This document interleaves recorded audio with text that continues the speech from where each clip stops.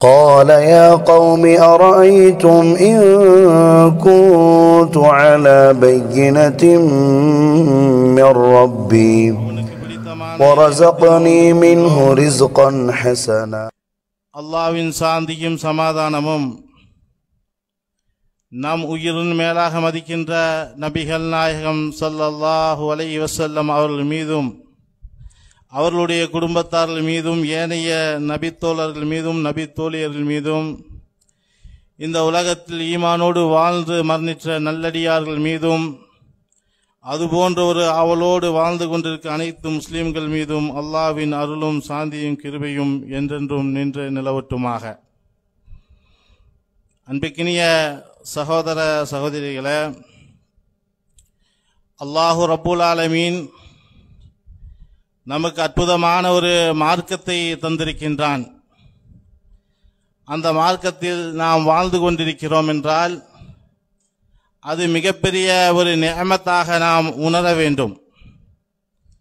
ஏனைய மதங்கள் ஏனைய எத்தனையோ கடவுள்களை எல்லாம் வணங்கிக் கொண்டிருக்கக்கூடிய இந்த சூழலில் இன்ன தீனில் இந்தல்லாஹில் இஸ்லாம், நான் இந்த உலகத்தில் ஏற்றுக்கொள்ளப்பட்ட மார்க்கம் இஸ்லாம், இந்த மார்க்கத்தை நீங்கள் பின்பற்றுங்கள், இது என்னுடைய மார்க்கம் என்று அல்லாஹு ரப்புல் ஆலமீன் பேசுகிறான். அந்த மார்க்கத்தில் நாம் பயணிக்கிறோம் என்று சொன்னால் மிகப்பெரிய ஒரு அற்புதமான வாழ்க்கை திட்டங்களை நமக்கு அல்லாஹு ரப்புல் ஆலமீன் தந்திருக்கின்றான். நாம் இந்த உலகத்தில் பார்க்கின்றோம், இந்த மார்க்கம் என்றைக்கு இந்த பூமியில் தோன்றியதோ அன்றையிலிருந்து இன்றைய வரைக்கும் இந்த மார்க்கத்துக்கு மிகப்பெரிய எதிர்ப்புகளும் மிகப்பெரிய பிரச்சனைகளும் மிகப்பெரிய சொல்லாலும் செயலாலும் மிகப்பெரிய சூழ்ச்சிகளை எல்லாம் இந்த மக்கள் உருவாக்கி கொண்டிருப்பதை நாம் கண்கூடாக பார்த்து கொண்டிருக்கின்றோம். அதிலும் நாம் வாழுகின்ற இந்த இந்தியாவுடைய திருநாட்டில் அதிகமாகவே இஸ்லாமியர்களை மிக மோசமாக ஒரு சூழ்ச்சிக்கு உள்ளாகக்கூடிய ஒரு பார்க்கிறோம். ஏனென்றால் ஏதோ முஸ்லீம்கள்னால் இவர்களுக்கு ஆபத்தா, இல்லை முஸ்லீம்கள்னால் இவர்களுக்கு ஏதோ பிரச்சனைகளா என்றெல்லாம் இல்லை. இவர்களுடைய முக்கியமான காரணம் என்னவென்றால் இவர்கள் இந்த மார்க்கத்தை மையமாக வைத்துத்தான் எங்கே இந்த இந்தியாவுக்குள் இந்த இந்தியா இஸ்லாமிய ஒரு நாடாகவே மாறிவிடுமோ, இந்த இந்தியா மிகப்பெரிய ஒரு வல்லரசு நாடாக முஸ்லிமுடைய கையில் வந்துவிடுமோ என்றெல்லாம் பயத்தின் காரணமாக இந்த மக்கள் என்ன செய்கிறார்கள், அப்பப்போ இஸ்லாமியர்களை ஒரு அச்சுறுத்தலை ஏற்படுத்தி கொண்டிருக்கிறார்கள். என்ன அச்சுறுத்தல்? ஆரம்பத்திலிருந்து நீங்கள் இதுவரைக்கும் பார்த்தால் தெரியும். இவர்கள் சாப்பிடக்கூடாது என்று சொன்ன விஷயத்திலிருந்து ஆடை அணிவிக்க கூடாது என்று சொன்ன விஷயத்தில் வரை இவர்களுடைய இருப்பிடம் எல்லா விஷயத்திலும் இந்த ஆட்சி அதிகாரத்தில் இருக்கக்கூடிய மக்கள் முஸ்லிம்களை அதிகமாகவே தொந்தரவு செய்து கொண்டிருக்கிறார்கள். அதில்தான் பிரதானமாக இப்பொழுது அவர்கள் கையில் எடுத்தது என்ன? அவர்கள் இப்பொழுது எடுத்தது வக்பு வாரியம். ஏன் இந்த வக்பு வாரியத்தை எடுத்தார்கள் என்றால் அதை நாம் தெரிந்து கொள்ள வேண்டும். இந்தியாவில் மட்டும் 9.5 லட்சம் ஏக்கர் உள்ளது. எத்தனை லட்சம்? 9.5 லட்சம் ஏக்கர் இந்தியாவில் மட்டும் வக்பு வாரியத்துக்குண்டான சொந்த இடமாக உள்ளது என்று சொன்னால் யோசித்து பாருங்கள். எந்த நாட்டிலும் இல்லை, உலகத்தில் எந்த நாட்டில் இவ்வளவு பெரிய ஒரு சொத்து வக்பு வாரியத்துக்கென்றோ இஸ்லாமியர்களுக்கென்றோ இல்லை, இந்த இந்தியாவில் மட்டும் உள்ளது என்று அவர்கள் புரிந்து கொண்டு இப்படியே இது போனால் மிகப்பெரிய இஸ்லாமிய நாடாக மாறுவதற்கு இதே போதுமானது என்று அவர்கள் புரிந்து கொண்டார்கள். அதனால் இவர்கள் என்ன சூழ்ச்சியை எடுத்தார்கள்? வக்பு வாரியத்தை எப்படியாச்சும் மீட்டெடுக்கணும், அதற்குள் இஸ்லாம் அல்லாத மக்களை நுழைவித்து அதில் சில குழப்பங்களை எல்லாம் உருவாக்க வேண்டும் என்று இவர்கள் முடிவெடுத்தார்கள். எப்போ எடுத்தார்கள்? இப்போ எடுக்கவில்லை. 2013க்கு அப்புறம் நீங்கள் பார்த்தால் 115 விதிகள் என்று சொல்லி எத்தனையோ திருத்தங்களை இவர்கள் கொண்டு வந்தார்கள். அதில் கடைசியாக இப்பொழுது முஸ்லிம்களுக்கு இது செய்தால் அவர்களுடைய வக்பில் நாம் கை வைக்கலாம் என்று இந்த சட்டத்தை கொண்டு வந்து இஸ்லாம் அல்லாதவர்கள் அதில் என்ன பண்ணலாம், இருக்கலாம், அதில் சில மாற்றங்களை எல்லாம் கொண்டு வந்தார்கள் என்றால் இவர்கள் புரிந்து கொள்ள வேண்டும் அல்லவா? ஏன் இது இஸ்லாமியர்கள் கொடுத்தார்கள்? ஏன் இந்த வக்புக்காக இஸ்லாமியர்கள் போராடுகிறார்கள்? ஏன் வக்பு என்று பேசினால் மற்ற மக்கள் இல்லாமல் இஸ்லாமிய மதத்தை கொந்தளிக்கிறார்கள் என்றெல்லாம் இவர்கள் புரிந்து கொண்டால் நடுநிலையான மக்கள் யோசிப்பார்கள். அல்லாஹு ரப்புல் ஆலமீன் ஒரு வேலையை செய்கிறான். என்னவென்றால், எப்போல்லாம் இந்த இஸ்லாம் வளர்கிறது என்று நாம் யோசித்து பாருங்கள். இந்த இஸ்லாம் என்றைக்கெல்லாம் விமர்சனம் செய்யப்படுகிறதோ, என்றைக்கெல்லாம் விமர்சனத்துக்கு உள்ளாக்கப்படுகிறதோ, அப்போதெல்லாம் இந்த மார்க்கத்தை அல்லாஹு ரப்பில் ஆலமீன் எழுச்சியாக வளர்க்க செய்கிறான். இதுதான் வரலாற்றுடைய உண்மை. மக்காமா நகரில் அல்லாஹ்வுடைய தூதர் தன்னுடைய குடும்பத்தில் இருந்தே நான் ஒரு நபி என்று சொன்ன மாத்திரத்தில் யாரெல்லாம் நேசித்தார்களோ, யாரெல்லாம் அதுவரைக்கும் அல்லமீன் அஸ்ஸாதிக் உண்மை பேசுகின்றவர் என்றெல்லாம் போற்றுகின்ற நபர்களாக இருந்தார்களோ, அந்த மக்கள் அல்லாஹ்வுடைய தூதர் நான் முஹம்மது என்ற சொன்ன மாத்திரத்தில் மண்ணை தூக்கி மூஞ்சியில் வீசினார்கள். எப்படி வீசினாங்க? மண்ணை தூக்கி மூஞ்சியில் வீசி சொன்னார்கள், உன்னை தவிர வேற யாரும் இல்லையா? உன்னை இறைவன் தூதராக எடுத்து விட்டானா என்றெல்லாம் மிகவும் கேவலமாக பேசினார்கள் என்று சொன்னால் யோசித்து பாருங்கள், எங்கே இருந்து உருவானது? ஆரம்ப காலத்திலிருந்து அல்லாஹ்வுடைய தூதர் நான் ஒரு நபி என்று அல்லாஹ்வுடைய தூதர் சொன்னாரே, அந்த நேரத்திலிருந்து எதிர்ப்பு ஆரம்பித்தது. கியாமத்து நாள் வரைக்கும் எதிர்ப்பு இருக்கும். அதை புரிந்து கொள்ள வேண்டும். எவ்வளவோ ஆர்ப்பாட்டம் போராட்டம் செய்கிறோம், அது ஒரு பக்கம் இருந்தாலும் மனதால் நாம் என்ன வேண்டும் தெரியுமா? இஸ்லாமியர்கள் இந்த பூமியில் வாழும் பொழுது சில பிரச்சனைகளும் சில கஷ்டங்களும் சில தொந்தரவுகளும் எமக்கு ஏற்படும். தனிநபராக இருந்தாலும் சரி, குடும்பமாக இருந்தாலும் சரி, சமூகமாக இருந்தாலும் சரி, அவர்கள் இஸ்லாமியர்கள் வாழ்ந்தால் அவர்களுக்கு பிரச்சனை வரும் என்று உள்ளத்தால் ஏற்றுக்கொள்ள வேண்டும்.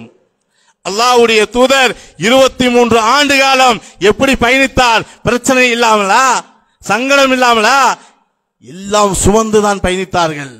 எல்லாமே சுமந்து பயணித்து மதீனாவுக்கு சென்று மீண்டும் மக்காவுக்கு வெற்றி தந்தான் என்றால் உடனே அல்லாஹு ரப்புல் ஆலமீன் காபத்துல்லாஹ் வெற்றி தந்திருக்கலாமே, முடியுமே.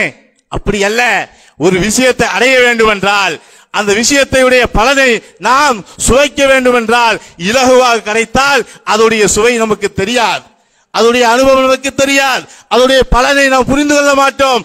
அப்படித்தான் அல்லாஹ்வுடைய தூதருக்கு சஹாபாக்களுக்கெல்லாம் இந்த மார்க்கம் கிடைத்தது. இந்த மார்க்கத்துக்காக எப்படியெல்லாம் அவர்கள் தியாகம் செய்தார்கள் யோசித்து பாருங்கள். அந்த தியாகத்துக்கு நாம் ஒப்பிட்டு பேச முடியுமா? ஒப்பிட்டு சொல்ல முடியுமா? இல்லையே, எதுவுமே சொல்ல முடியாது. அவர்கள் சிந்திய ரத்தம், அவர்கள் கொடுத்த உடைமைகள், தன்னுடைய நாட்டை விட்டு சென்றார்கள். இப்படி எல்லா சோதனைக்கு உட்பட்டு இந்த லா இலாஹா இல்லல்லாஹ்வை சுமந்து வாழ்ந்தார்களே, அப்படி ஏதாச்சும் ஒரு சுமையை நாம் சுமந்தோமா? சொல்ல முடியுமா? என்னை நாடு கடத்தினார்கள், என்னை தூக்கி வீசினார்கள், லா இலாஹாவுக்காக இரண்டாக புலந்தார்கள், கையை வெட்டினார்கள், காலை வெட்டினார்கள். அப்படி எதுவுமே இல்லை. அப்படி யாருக்கும் நடக்கவில்லை. ஏனென்றால் இந்த மார்க்கத்தை சொல்லும் பொழுது அந்த மக்களுக்கு கோபம் வரும். ஏன்? எல்லா தெய்வங்கள் உண்டல்லவா? அந்த தெய்வங்கள் எல்லாத்தையும் இல்லை, படைத்த இறைவன் அல்லாஹ்வை தவிர வணக்கத்துக்கு தகுதியானவன் அல்லாஹ் மட்டும்தான் என்ற இந்த அறிவு இருக்கலங்க. இந்த அறிவை யாருக்கு அல்லாஹ் தந்தான்? நமக்கு தந்திருக்கான். சுபஹான் அல்லாஹ். இந்த அறிவை எவ்வளவோ மேற்கத்திய படிப்பை படித்த மக்களுக்கு தரவில்லை. ஃபஅலம் ஃபஅன்னஹு லா இலாஹா இல்லல்லாஹ். நபியே, நீங்கள் அறிந்து கொள்ளுங்கள், அல்லாஹ்வை தவிர வணக்கத்துக்கு யாரும் இல்லை, நீங்கள் முதலாவதாக நீங்கள் படியுங்கள் சொன்னானே. இந்த அறிவை நமக்கு வந்திருக்கே, சொல்ல முடியுமா? எவ்வளவோ மேற்கத்திய படிப்பை படித்து விஞ்ஞானித்து ஆராய்ச்சி செய்கின்றவன் எல்லாம் ஆராய்ச்சி முடித்து சாதாரணமாக ஒரு கல்லுக்கு வந்து சடங்கு செய்து கொண்டு போறான். அவனுக்கு இல்லாத அறிவை இந்த அற்புதமான இந்த மார்க்கத்தை நமக்கு தந்திருக்கிறானே, அதை சின்னதாக நீங்க யோசித்து பாருங்கள். இது வச்சு நீங்க யோசிச்சீங்கன்னா எதுவுமே எட்டாது. அவனுக்கு தரப்பட்டதெல்லாம் அறிவே கிடையாது. அற்புதமான அறிவை தந்திருக்கிறான், ஒரு இஸ்ஸத்தை தந்திருக்கிறான், ஒரு கண்ணியத்தை தந்திருக்கிறான். இந்த கண்ணியம் இந்த சமுதாயத்தை தவிர வேற யாருக்கும் கிடையாது. இதை ஒவ்வொரு நபர்களும் அடைய வேண்டும் என்றால் இந்த மார்க்கத்தை ஏற்றுக்கொண்டாக வேண்டும். படைத்த இறைவனை அவர்கள் ஏற்றுக்கொண்டால் மட்டும்தான் இந்த கண்ணியத்துக்கு ஆளாக்கப்படுவார்கள். அதை உணர்ந்து வாழ்ந்தார்கள். அல்லாஹ்வுடைய தூதர் மக்காமா நகரில் பிரச்சாரம் செய்யும் பொழுது பிலால் ரலியல்லாஹு அவர்கள் அடிமையாக இருந்தார்கள். சாதாரண அடிமை அல்ல, உலகமே போற்றுகின்ற கருப்பினிய மக்கள் மிகப்பெரிய அடிமைத்தனம் இருக்கக்கூடிய மனிதர்களே கருப்பினிய மக்கள் மிகவும் அடிமைத்தனம் ஆகக்கூடிய அந்த காலகட்டத்தில் பிலால் ரலியல்லாஹு அவர்கள் மிகப்பெரிய அடிமையாக இருந்தார்கள். அந்த அடிமைத்தனத்தை அபூபக்கர் சித்திக் ரலியல்லாஹு அவர்கள் உரிமையிட்டு வாங்கினார்களே, அவர்களுடைய மனசுல பதிஞ்சுதாங்க இருந்துச்சு. என்ன, நம்ம அடிமை தான், நம்ம இப்படித்தான் வேலை செய்யணும் என்று அவர்களுடைய உள்ளத்துல பதிஞ்சுதான் இருந்தது. அரபியர்கள் அடிமையை விற்பாங்க, வாங்குவாங்க, இப்படி எல்லாம் இருந்தது. என்ன சொன்னா அதிகமான கொடுமை நடக்கப்பட்டது. யாருக்கு? பிலால் ரலியல்லாஹு அவர்களுக்கு அதிகமான கொடுமை நடக்கப்பட்டது. அந்த கொடுமையில இருந்துதான் நான் தவிர்க்கணும்னு நினைத்தாரே தவிர அடிமையிலிருந்து தவிர்க்கணும்னு நினைக்கல. ஏன்? பழக்கமாயிருச்சு.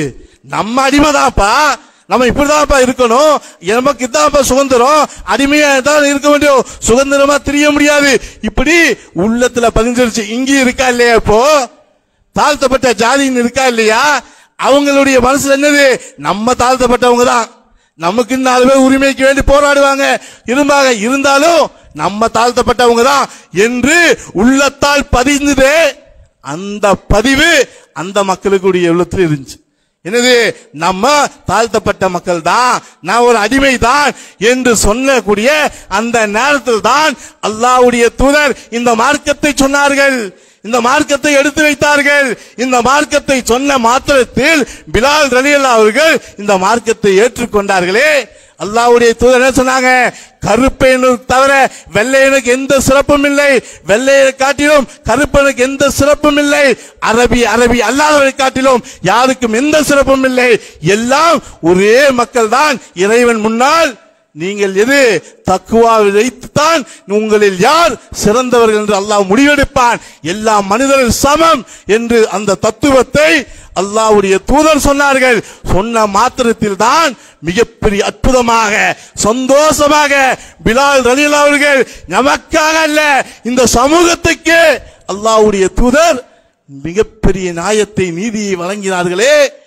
இந்த மார்க்கம் தான் ஜெயிக்கும், இந்த மார்க்கம் தான் அந்த மக்கள் எதிர்பார்த்தார்கள். வேற எந்த அரசியலாகட்டும், எந்த தலைவர்களாகட்டும், எந்த நாடாகட்டும் எல்லாம் சேர்ந்து முடிவெடுத்தாலும் மார்க்கம் சொன்ன ஒரு அளவுகளுக்கு வர முடியாது, கொடுக்க முடியாது. ஏன்? படைத்த இறைவனுடைய மார்க்கம் இது. இந்த சட்டத்தை ஒரு மனிதன் கையில் எடுக்கவோ, இதை சட்டத்தை திரிக்கவோ, இதை மாற்றவோ ஒருவன் முனைந்தால் அவன் தோல்வியாவான், கேவலப்படுவான், நஷ்டப்படுவான். ஆனால் இந்த மார்க்கம் அல்லாஹ்வுடையது. அல்லாஹ் சொன்ன அடிப்படையில் அவன் வாழ்ந்தால் மிகப்பெரிய கண்ணியத்துக்கு ஆளாக்கப்படுவான், இம்மையிலும் சரி மறுமையிலும் சரி. இந்த பிலால் ரலியல்லாஹு அவருங்க அடிமைத்தனத்தோடு இருந்து மார்க்கத்தை ஏற்றதுக்கு அப்புறம் யோசித்து பாருங்கள் எந்த லெவலுக்கு அல்லாஹ் ரப்பல் ஆலமீன் உயர்த்துகிறான். மக்காமா நகரில் மிகப்பெரிய கஷ்டம், அந்த கஷ்டத்தோடு யாரோடு இருந்தார்? தலைவரோடு இருக்கார். யார் தலைவர்? அல்லாஹ்வுடைய தூதர். இன்னைக்கு உரிமைக்காக மீட்டெடுத்து ஏதோ ஒருத்தருக்கு வேண்டி சப்போர்ட்டா பேசி ஒரு தலைவர் என்ன பண்ணாரு? அவரை வெளியெடுத்து போயிடுறாரு. போனதுதான் தெரியும், தலைவருக்கு அவருக்கு எந்த சம்பந்தம் இருக்காது, பக்கத்துல உட்கார வைக்க மாட்டாரு. முடிஞ்சது உன்னோட வேலை என்னோட வேலை, அவ்வளவுதான். ஆனால் அப்படிப்பட்ட மார்க்கம் அல்ல இது. பிலாலை எடுத்து அந்த பிலால் ரலியல்லாஹு அவர்கள் கடைசி வரைக்கும் யாரோடு இருக்கிறார்? தலைவர் அல்லாஹ்வுடைய தூதரோடு. எப்படி? அவருடைய மை காப்பாளராக, அல்லாஹ்வுடைய தூதருடைய மை காப்பாளராக யார் மாறினாரு?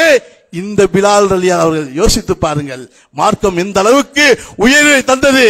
இந்த பிலால் ரலியல்லாஹு அவர்கள் மக்காவில் அவ்வளவு கஷ்டம், அவ்வளவு கஷ்டத்தோடு அல்லாஹ்வுடைய தூதரோடே இருந்தார்கள். அல்லாஹ்வுடைய தூதரை சந்தித்தால் பிலாலை சந்திக்கலாம், பிலாலை சந்தித்தால் அல்லாஹ்வுடைய தூதரை சந்திக்கலாம். அந்த அளவுக்கு நெருக்கமாக ஒன்றாக இருந்தார்கள். அல்லாஹ்வுடைய தூதர் மதீனாவுக்கு சென்று அந்த மக்களோடு பேசும் பொழுது சில விஷயத்தை சொல்கிறார்கள்.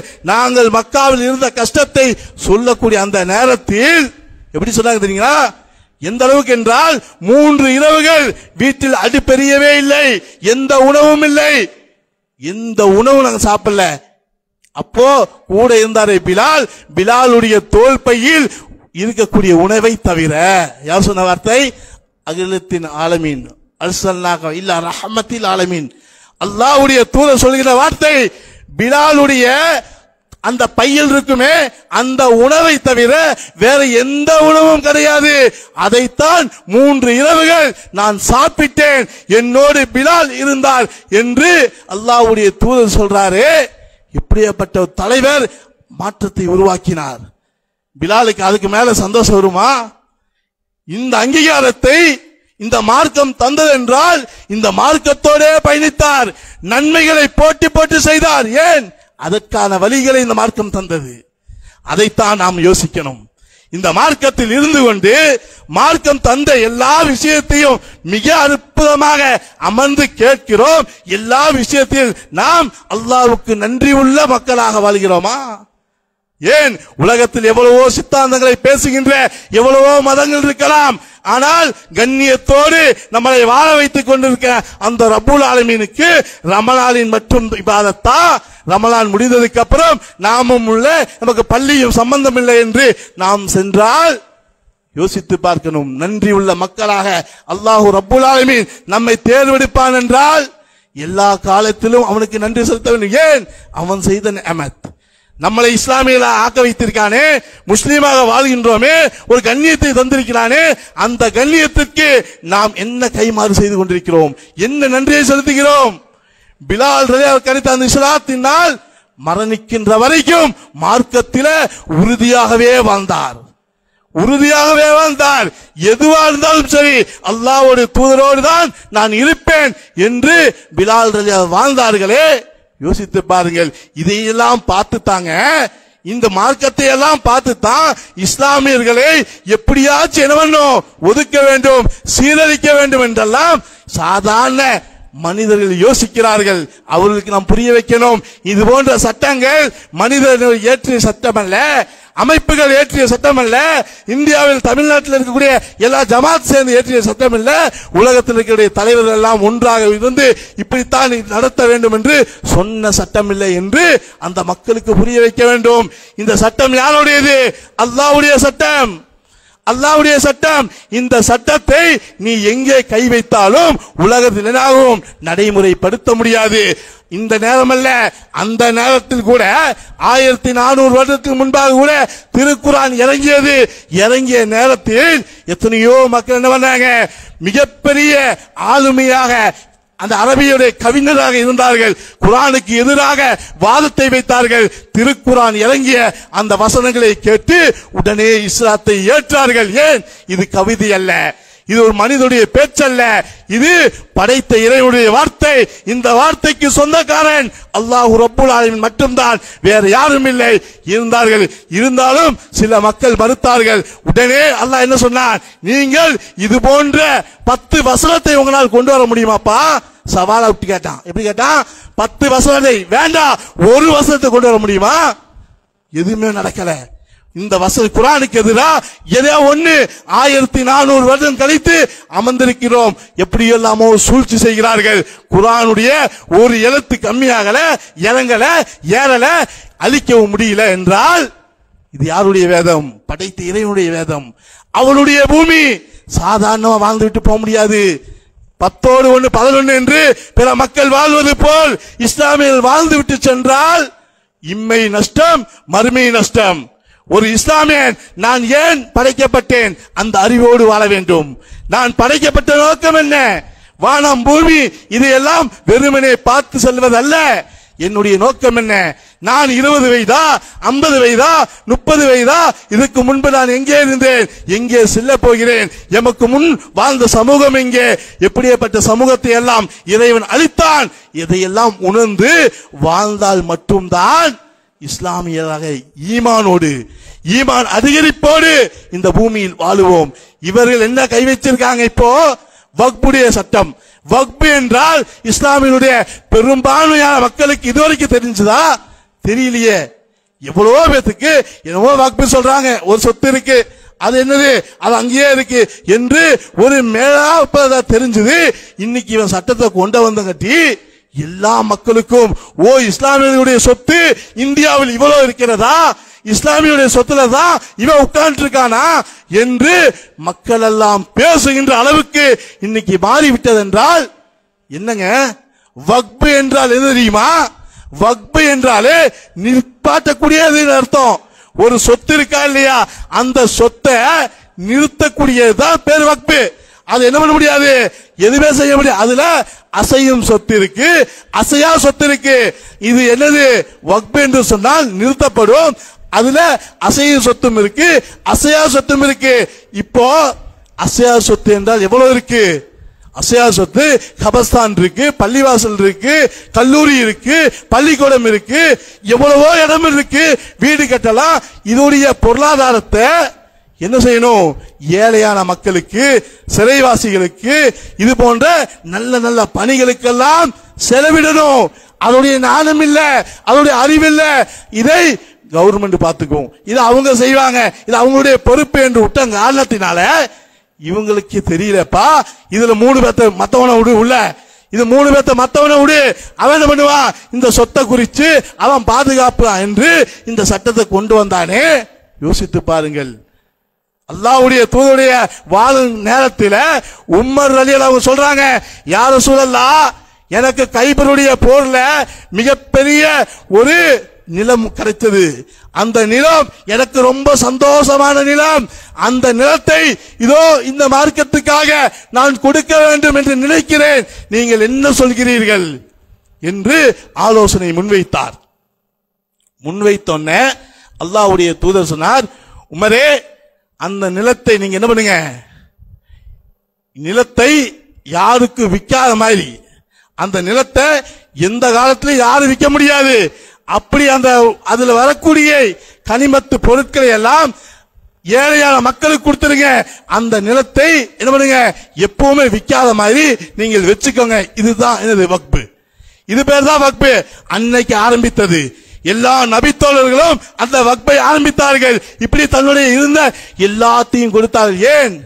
அல்லாஹ் ரப்பில் ஆலமீன் சொல்கிறானே, அல்லாஹ் ரப்பில் ஆலமீன் நீங்கள் நேசிக்கின்ற எந்த பொருளையும் பிற மக்களுக்கு கொடுக்காத வரைக்கும் உண்மையான நேசமாகாது என்று அல்லாஹ் பேசுகிறானே. இது சொன்ன மாத்திரம்தான் எல்லா நபித்தோழர்களும் வந்தாங்க. இப்படி ஒரு வசனம் இறங்கிருச்சு. இந்த வசனத்துக்கு அடிப்படையா இதோ நான் நேசிக்கிறேனே, இந்த நேசிக்கிற சொத்தை யாரும் சொல்லலாம், நான் கொடுக்க வேண்டும், எப்படியாச்சும் கொடுக்க வேண்டும். ஏன்? அல்லாஹ்வுடைய நேசம் வேண்டும். இப்படி சொன்ன மாத்திரத்தில் அபூதல்ஹா மிகவும் பிரியமான இருந்த அந்த பைஹரா தோட்டத்தை யார் ரசூலுல்லாஹ் என்ன செய்வது? இதோ கொடுத்து விடுங்கள். யாருக்கு? உம்முடைய குடும்பத்தாருக்கு மெயினா கொடுங்க. அதுல யார் பயன்படலாம்? உங்களுடைய குடும்பத்தார் பயன்படலாம். அப்படி கொடுங்கன்னு சொல்லி ஒவ்வொரு வகையாக அல்லாஹ்வுடைய தூதர் இந்த வக்பை எப்படியெல்லாம் நீங்கள் பயன்படுத்த வேண்டும் என்று பெரிய ஒரு லிஸ்டே கொடுத்திருக்காருன்னு சொன்னா இது தெரியணுமா இல்லையா? இந்த சமூகம் இதை புரியணுமா இல்லையா? தெரியலையே. ஒரு பள்ளிவாசல் என்று சொன்னால் ஏதோ ஒரு இடத்துல உட்கார்ந்து தொழுதா பள்ளிவாசல் அல்ல, பள்ளிவாசலுக்கு உண்டான இடமாக இருக்க வேண்டும். வாடகை எடுத்து ஒரு ரூம்ல தொழுதோன்னு சொன்னா ஜாயிஸ் இல்லைங்க, கூடாது. பள்ளி என்று சொன்னால் அங்க என்ன இருக்கணும்?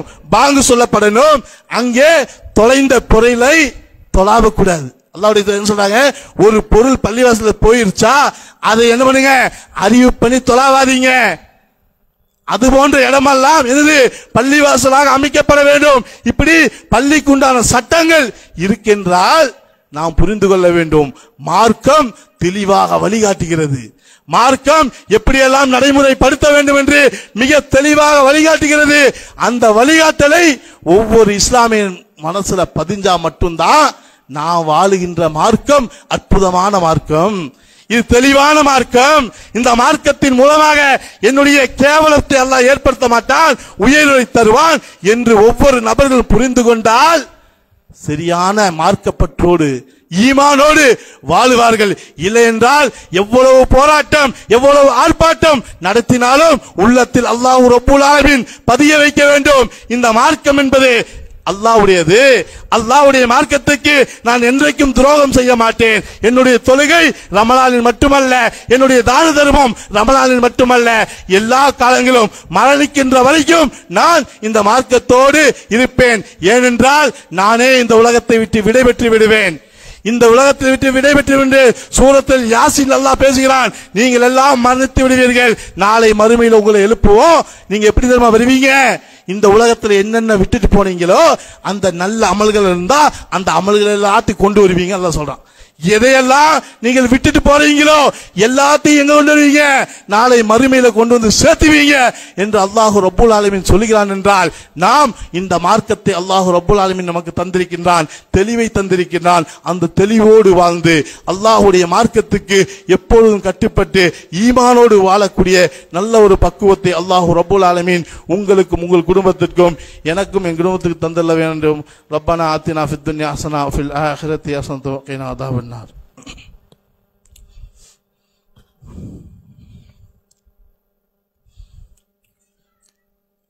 அல்ஹம்துலில்லாஹி ரப்பில் ஆலமீன். அஸ்ஸலாத்து வஸ்ஸலாமு அலா ரசூலில் கரீம் வ அலா ஆலிஹி வ ஸஹ்பிஹி வன் நாஸ் அஜ்மஈன். ஃபஅஊது பில்லாஹி மினஷ் ஷைத்தானிர் ரஜீம். பிஸ்மில்லாஹிர் ரஹ்மானிர் ரஹீம். அல்லாஹும்ம ஸல்லி அலா முஹம்மதின் வ அலா ஆலி முஹம்மதின் கமா ஸல்லைத அலா இப்ராஹீம் வ அலா ஆலி இப்ராஹீம் இன்னக ஹமீதும் மஜீத். அல்லாஹும்ம பாரிக் அலா முஹம்மத் வ அலா ஆலி முஹம்மத் கமா பாரக்த அலா இப்ராஹீம் வ அலா ஆலி இப்ராஹீம் இன்னக ஹமீதும் மஜீத். அன்பிற்கினிய சகோதரர்களே, அல்லாஹ்வுடைய தூதரவங்க எந்த அளவுக்கு இது போன்ற சொத்துகள் மூலமாக பிற மக்கள்கள் பயன்பெற வேண்டும் என்று ஆர்வத்தை ஊட்டினார்கள் என்றால், இந்த பிற மக்கள் புரிந்து கொள்ள வேண்டும், இது போன்ற வக்பு சொத்துக்கள் அல்ல, இது கொடுக்கக்கூடிய நோக்கம் எதற்காக? இப்படி கோடிக்கணக்கான இடங்களையும் ஏக்கராக்களையும் ஒரு மூமின் முஸ்லிம் கொடுக்கிறான் என்றால் அவனுடைய எண்ணம் எதற்காக என்றால், நாளை மறுமையில் பயனுள்ளதாக அவன் மாற வேண்டும். அவனுடைய இந்த உலகத்துடைய வாழ்க்கை மட்டுமல்ல, அவன் நாளை மறுமையில் வரும்பொழுது மிகப்பெரிய ஒரு நன்மையை சுமந்து வரக்கூடியவனாக இருக்க வேண்டும் என்பதற்காகத்தான் இது போன்ற சொத்துக்களை வக்பாக செய்து இந்த சமூகம் பயன்பெற வேண்டும் என்று நமக்கு மார்க்கம் சொல்லித் தருகிறது. அந்த விஷயத்துல பாருங்க, அல்லாஹ்வுடைய தூதர் மதீனாவுக்கு போறாங்க. மதீனாவுக்கு போகக்கூடிய அந்த நேரத்தில் மதீனாவில் என்னது, நல்ல ஒரு தண்ணீர் இல்ல, குடிப்பதற்கு நல்ல தண்ணீர் கிடையாது. அந்த நேரத்தில் தான் உஸ்மான் ரலியல்லாஹு அவர்கள் அல்லாஹ்வுடைய தூதர் சொல்றாங்க, உஸ்மானே, இதோ இந்த மதீனாவில் இந்த கிணறு இருக்கு, அந்த கிணத்தை எனக்காக, எப்படி சொன்னாங்க, எனக்காகவும் நாளை மறுமையில் பயன் தரக்கூடிய அது சுவனத்துக்காகவும் யார் விலை கொடுத்து வாங்குவார்கள் என்று கேட்ட மாத்திரம்தான். ஏன், அந்த தண்ணி சுவையான தண்ணி இன்னைக்கும் இருக்கு, மதீனால இன்னைக்கும் இருக்கு, அந்த தண்ணி சுவையா இருக்கும். அந்த தண்ணிய கிணத்தை யார் எனக்காகவும் சுவனத்துக்காகவும் வாங்குகிறார்கள் என்று கேட்டவுடனே உடனே நபித்தோழர் யார் இருந்துச்சா, உஸ்மான் ரலியல்லாஹு இருக்கிறார். யார் சொல்லலாம், நான் வாங்குகிறேன், நான் கேட்கிறேன், நான் போறேன். அது யாரோடது, ஒரு யூதனோடது. ஒரு யூதனோடது. யூதன் அன்னைக்கு என்ன பண்ணா, இவன் செஞ்ச மாதிரி அவன் அன்னைக்கே செஞ்சான், முனாஃபிக் வேலை. நல்ல மாதிரி முன்னாடி காமிச்சிட்டு, முஸ்லீம் மாதிரி காமிச்சிட்டு, பின்னாடி என்ன பண்ணா, முனாஃபிக் வேலை, இஸ்லாத்துக்கு எல்லா துரோகத்தையும் செஞ்சான். அவனோட கிணறு தான் இது. உடனே கேட்டவன் தந்துருவானா, தரமாட்டான். யார் சொன்ன, நான் போய் கேட்கிறேன்னு சொல்லி உஸ்மான் ரலியல்லாஹு அவர்கள் ஹிக்மத்தா வாங்குறாங்க. எப்படி வாங்குறாங்க, அன்னைக்கு அதோடைய மதிப்பு எவ்வளவு, வெறும் 4000 திரகம் தான். 4000 திரகம் தான் அந்த கிணத்துடைய மதிப்பு. உஸ்மான் ரலியல்லாஹு போறாங்க, போயிட்டு அந்த யூதன்ட்ட, இதோ இந்த கிணத்தை எனக்கு கொடு, ஆனா சில கண்டிஷன் வச்சுக்கலாம், அப்படி ஒரு கண்டிஷன் அன்னைக்கு கொடுத்தா போதும் என்று விலை பேசுறாங்க. எப்படி விலை பேசுறாங்க, இன்னைக்கு அந்த கிணத்துடைய மதிப்பு 4000 திரகம் தான், உனக்கு நான் என்ன பண்றேன், உனக்கு நானு 14000 திரகம் தரேன். எப்படி சொல்றாங்க, உனக்கு நானு 14000 திரகம் தரேன், நீ அந்த கிணத்தை எனக்கு கொடுத்துரு. ஒன்றல்ல 3 மதம் அதிகமாக கேட்கிறாங்க. 14 திரகம் நான் தரேன், நீ அந்த கிணத்தை எனக்கு தந்துரு. அதுல இன்னொரு கண்டிஷனும் தரேன். எப்படி தெரியுமா, நீ தண்ணி என்ன பண்ணிக்கோ, ஒரு நாள் நீ அந்த தண்ணி என்ன பண்ணிக்க, எடுத்துக்கோ, பயன்படுத்திக்கோ, ஒரு நாள் நான் பயன்படுத்திக்குவேன். ஒரு நாள் உனக்குரியது, ஒரு நாள் எனக்குரியது. இப்படி என்ன பண்றான், ஒப்பந்தம் போட்டு அந்த கிணத்தை உஸ்மான் வாங்குறாங்க. யூதம் பாக்குறான், பரவாயில்லையே, இந்த டீலிங் நல்லா தான் இருக்கு, 4000 திரக கிணத்தை இவ்வளவு அதிகமா கொடுத்து உஸ்மான் வாங்கி நமக்கும் பயன்படக்கூடிய ஆப்ஷன் தராரே, பரவாயில்லையே என்று சொல்லி அந்த கிணத்தை வாங்குறாங்க. வாங்கி இஸ்லாத்தில் இருக்கக்கூடிய எல்லா மக்களும், இஸ்லாம் அல்லாதவர்கள் கேட்கிறாங்க, நீங்களும் பயன்படுத்துங்க, என்னுடைய நாள்ல நீங்களும் எடுங்க, குடிங்க, எவ்வளவு வேணா செய்யுங்க சொன்னோன்னே யூதனுடைய அந்த நாள்ல யாருமே போல, யூதனுடைய அந்த நேரத்துல யாருமே போய் தண்ணி எடுக்கல. உஸ்மான் ரலி அவங்க சொன்னாங்களே, அந்த நாட்கள்ல இஸ்லாம் அல்லாத மக்கள் எல்லா மக்களும் அந்த கிணத்துல தண்ணியை எடுத்து குடிக்க ஆரம்பித்தார்கள். இதை யூதன் பார்த்தான். பார்த்து விட்டு சொன்னான், உஸ்மானே நீங்க வியாபாரம் வேற மாதிரி பண்ணிட்டீங்க, இது எனக்கு செட் ஆகாது, இந்த கிணத்தை நீங்களே எடுத்துக்கோங்க. என்ன பண்றீங்க? இன்னி ஒரு 8000 திரகம் தருகிறேன். மொத்தம் 20000 திரகத்திற்கு அந்த கிணற்றை வாங்கினார்கள் என்று சொன்னால் என்ன நோக்கங்க? என்ன நோக்கம்? புரிந்து கொள்ள வேண்டும். இஸ்லாமியர்களுக்கு சுயநலம் அல்ல, நாளை மறுமை வரைக்கும், கியாமத் வரைக்கும் நன்மை வர வேண்டும் என்று ஒரே லட்சியம்தான். இதை அல்லாஹ்வுடைய தூதர் உருவாக்கி விட்டு சென்றார். ஒவ்வொரு மனிதனுடைய உள்ளத்திலும் இருக்க வேண்டும், நான் மரணத்துக்கு பிறகு என்னுடைய மன்னரைக்கு என்னுடைய குழந்தைகளுடைய துவாவும் மார்க்க கல்வியும் நல்ல நல்ல போதனைகளும் கிணறு வெட்டியதும் மரம் வைத்ததும் எதெல்லாம் சதக்கத்துல் ஜாரியாவாக நிரந்தரமாக எதையெல்லாம் வருமோ அதையெல்லாம் மார்க்கம் அற்புதமாக சொல்லி தந்தது என்றால் தான தர்மங்கள் எவ்வளவு கேட்டாலும் இஸ்லாமில் வாரி இறக்கிறார்கள் என்றால் என்ன காரணம்? இதை ஏற்படுத்திய அல்லாஹ் ரப்புல் ஆலமீன். எவ்வளவு பொருளாதாரம் தந்தும் எந்த இஸ்லாமிய காசை கொடுத்து நான் கேவலமாகிவிட்டேன், ஏழ்மையாகிவிட்டேன் சொல்ல முடியுமா? இல்லை. மிக அற்புதமான திட்டத்தை இஸ்லாம் வலியுறுத்தி சொல்கிறது. அப்படியானால் இது போன்ற சதக்காக்களும் ஜாரியாக்களும் இந்த சமூகத்துக்கல்ல, ஒட்டுமொத்த உலகமும் இஸ்லாமியர்கள் மட்டும்தான் பாடத்தை நீங்கள் படிக்க முடியும் தவிர இஸ்லாமியர்கள் மூலமாக நீங்கள் வெறுப்புகளை நீங்கள் அழித்தால் நீங்கள் தான் கேவலப்படுவீர்கள்.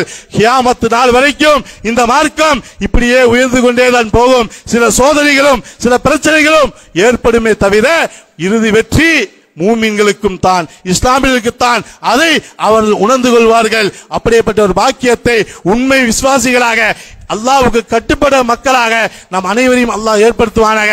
ஒட்டுமொத்த உலகத்துக்கும் நிம்மதியான வாழ்க்கையை தருவானாக.